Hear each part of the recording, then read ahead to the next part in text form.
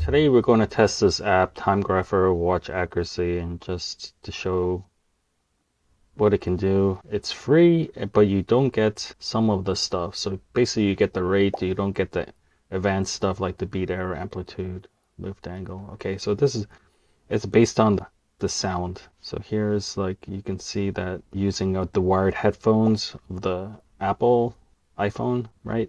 It's not suitable for measuring chords. Yeah, it's made for find a quiet place, built-in noise reduction, place your watch flat so away from any noise, find a microphone on your device, or use an external microphone, place your watch near as possible. So I wouldn't use your phone because your phone may magnetize your thing. So anyway, let's just open this.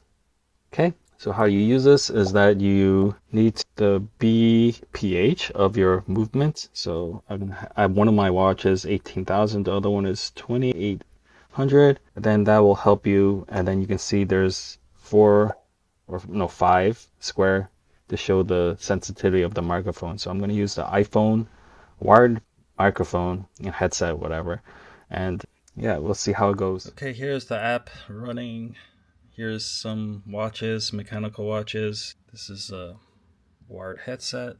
The mic is here. I don't want anything as close to the phone as possible. Let's put this set to 18,000, which should be this ETA 6497. The early ones are that, so I just put it behind there. And then I'll run it and we'll see. So based on the ticks of the watch, it's measuring the accuracy. I suppose the longer you do this, the more of an idea you get, and you just want it to be consistent. You need to do this in a quiet environment. Okay, it looks okay. Not horrible. What to look out for. So what's a timeographer? You should usually have a machine. Invest if you have a lot of mechanical watches, but beats per hour, that's just like the frequency of the movement. So you need to set that first. The rate is how many plus or minus seconds per day you might lose. Beat error. This is advanced extra payment, about 7 USD, maybe worth it. That is a asymmetrical oscillation of the balance wheel. I think that should be ideally 0, but you can be like 0.3 and other things like that. I think for the day, it's plus or minus 10 is, I guess, okay. We want it to be as close as possible, maybe plus or minus 3 seconds per day. What's considered good accuracy? Yeah, plus or minus 10 cents, plus or minus 10 per day, yeah. Amplitude is like the strength. So this is an additional feature. It's like the strength of the thing. So I think 280 is usually good. If it's too low, it could be sticky parts. Maybe the oil ran out, it dried up, and the oil kind of gets tacky on the surface if it's dry. Or it can be like not enough oil inside the spring, the power spring, stuff like that. So a lift angle, yeah, I don't know these other things. Something to do with the pallet fork when it moves. So I would say that you can use this to determine whether you need your watch serviced. Actually, the rate you can probably adjust yourself if you feel like you're mechanically inclined. You get those rubber balls to open up the back case, and you can just, usually there's a little indicator that tells you plus or minus, so you can slightly nudge it to adjust it if you want. If it's running too fast, sometimes that's a cause of your phone, your watch is magnetized. You can buy a demagnetizer. Usually they're like $10 or something. I forget. They're quite cheap. So you should invest in demagnetizer. Different things like your laptop or phone can magnetize your watch. So that's if it's running too fast. Beat error. I think you can adjust that. It's actually not that hard to adjust that, but I think when you get into the beat error problem or the amplitude problem, you're gonna have to service it. It's better that if you don't know what you're doing, that you should bring a watch in for service. Tudor Sports Chrono. That should be faster. Okay, and then you want your quiet environment. So this is running, and let's start it. Okay, it's running a bit fast actually. Okay, I'm seeing a lot of 2 seconds per day.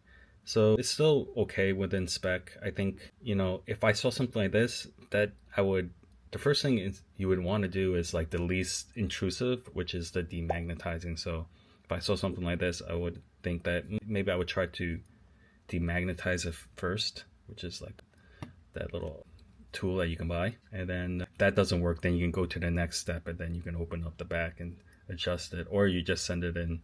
But it depends how picky you are. I think this is actually okay. But I would say that you need to go into advanced, really, if you want to check out the other things, because I think you actually I think this is better. Let me just say this is better than other apps. I download a bunch of other apps, and some of them require you to push a button, like when it reaches a 12 o'clock, and then like press the button again 6 hours later at some time.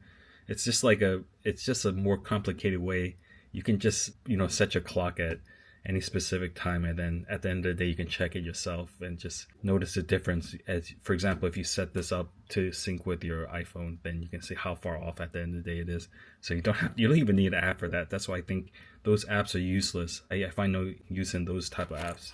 At least with this app, it's listening for that ticking sound, so it can determine how well the movement's working. But yeah, the other things are more important, I think, if you're trying to determine if your watch needs servicing.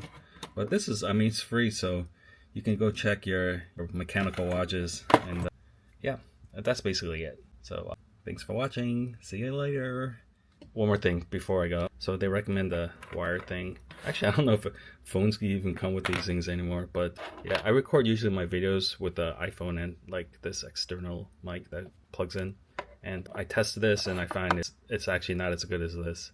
So I don't recommend you trying to use this. And then in addition, I would think that the magnet might be stronger in this, and your watch gets closer to the phone, which you don't want. So I think I'm quite happy with this kind of solution. Yep. Anyway, that's it.